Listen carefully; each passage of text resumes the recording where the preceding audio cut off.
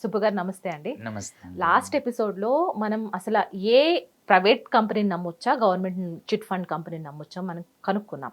So, ఇప్పుడేంటంటే ఈ ఎపిసోడ్‌లో అసలు నేను చిట్ ఫండ్స్‌లో జాయిన్ అయితే వాళ్ళు మనకిచ్చే గ్యారంటీ ఏంటి? నేను ఏమి నమ్మి నేనక్కడ పెట్టుకోవచ్చు? అయితే మొట్టమొదటిగా ఇప్పుడు మనం చెప్పుకున్నట్లయితే ప్రైవేట్ రంగ చిట్ ఫండ్ రంగ సంస్థ 2 కూడా హ్మ్.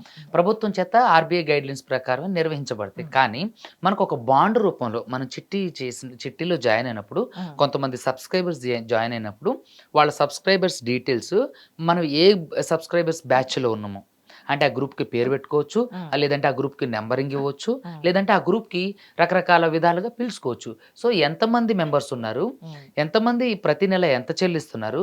అని ఓ 20 మెంబర్సా? 10 మెంబర్సా? అనేది ఒక నిర్దిష్ట వివరాలనేది నమోదు చేయబడతాయి. సో, అప్పుడు మనం సబ్‌స్క్రైబర్‌గా అంటే మనం చిట్టి మెంబర్‌గా మనకొక బాండ్ లేదంటే ఒక టికెట్ టైప్‌లో రావడం జరుగుతుంది. సో, అదొచ్చినప్పుడు మనం ఏంటంటే ప్రతి నెల కట్టినప్పుడు వినియోగదారుడు ఖచ్చితంగా రిసిప్ట్ తీసుకోవాలి. హ్మ్. రిసిప్ట్ తీసుకొని వాటన్నిటికి జత చేస్తూ చాలా జాగ్రత్తగా వ్యవహరించాలి.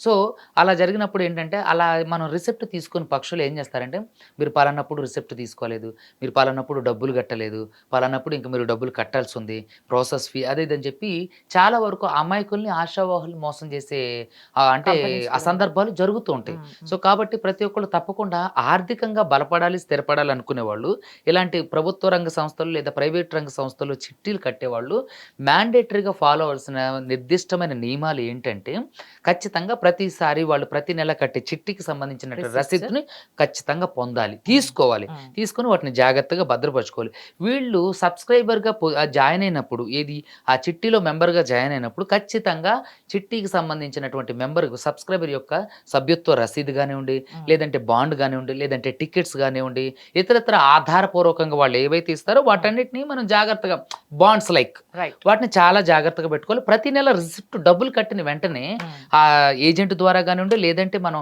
అక్కడ ఆఫీస్ ద్వారా గానివ్వండి, మనం ఖచ్చితంగా రిసిప్ట్ తీసుకొని జాగ్రత్తగా చేసుకోవాలి. చేయని పక్షంలో ఏమైతదంటే, ఏ నెల చిట్టి అయితే మనం కట్టి రిసిప్ట్ పొందమో, హ్మ్. ఆ రిసిప్ట్ అక్కడున్నప్పుడు, సార్ మీరు రిసిప్ట్ కట్టలేదని చెప్పి వాళ్ళు మోసం చేయడానికి అవకాశం ఉంటది. హ్మ్. సో, మనం అక్కడ మెంబర్‌గా జాయిన్ అయిన వెంటనే మనం ఒక బాండ్ ద్వారా గానివ్వండి, లేదంటే ఒక రిసిప్ట్ ద్వారా గానివ్వండి, లేదంటే ఒక టికెట్ ద్వారా గానివ్వండి, చూపించుకోవడానికి. మనం పొంది అంటే లైక్ ఒక ఆ సంస్థ యొక్క ప్రూఫ్స్.